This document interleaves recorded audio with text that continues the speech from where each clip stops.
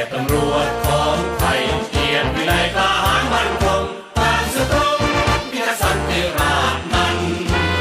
ถึงตัวจะตายก็ช่างมันไม่เคยคำนึงถึงชีวันเขาประกันเราร้ายเพื่อประชาเกียรติตำรวจของไทยเกียรติวินัยกล้าหาญมั่นคงตามสตรงพิทักษ์สันติราษฎร์นั้นถึงตัวจะตายก็ช่างมันไม่เคยคำนึงถึงชีวันเขาประกันเราร้ายเพื่อประชา